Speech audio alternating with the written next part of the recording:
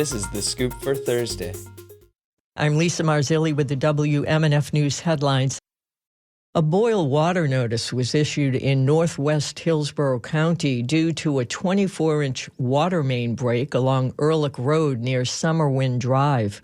Customers in impacted areas were advised to boil all tap water used for cooking, drinking, making ice, brushing teeth, or washing dishes. For the first time, Florida is offering a back-to-school sales tax holiday for the spring semester as students return from the winter break. Running from January 1st through the 14th, the upcoming tax holiday will allow shoppers to avoid paying sales tax on most clothes, shoes, school supplies, and personal computers. If you're a student or parent of college-bound kids, several key changes are coming to the next round of the free application for federal student aid, or FAFSA forms. As WLRN's Julia Cooper reports, it includes expanded eligibility for the federal Pell Grant. The U.S. Department of Education estimates that 610,000 new students will be eligible for a federal Pell Grant.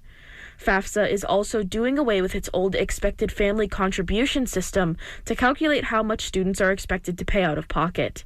Now, financial aid eligibility will be based on a new model called the Student Aid Index. The new formula removes the number of family members in college from the calculation. And anyone providing information on the form will be required to consent to have their federal tax information transferred directly from the IRS to FAFSA. The new rule applies even if someone doesn't have a Social Security number, didn't file a tax return, or filed a tax return outside the U.S. Applicants must make a studentaid.gov account to apply, which can be created even without having a Social Security number. I'm Julia Cooper in Miami. A key deadline is fast approaching for a property law passed earlier this year that requires citizens of certain countries to register their properties with the state of Florida. WLRN's Danny Rivera reports.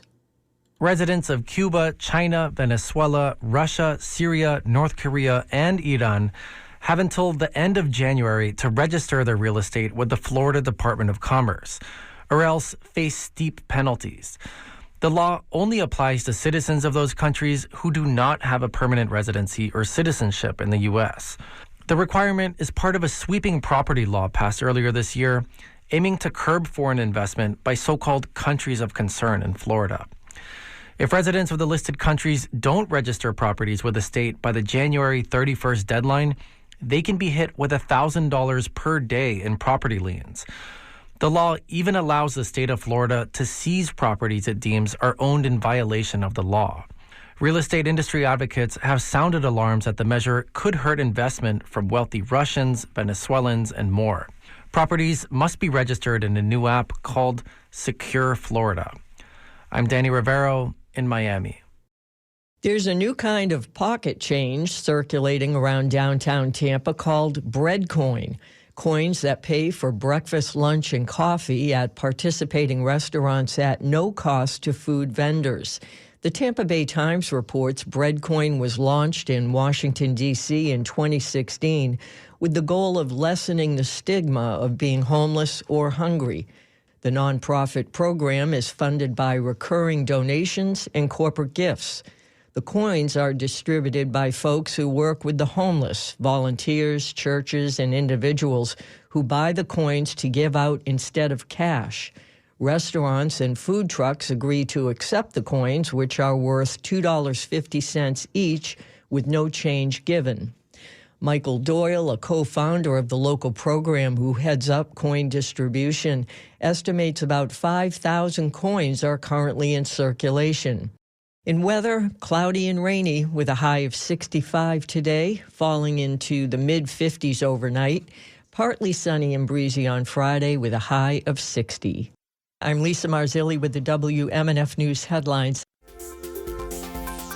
This is The Scoop, recorded at WMNF Tampa.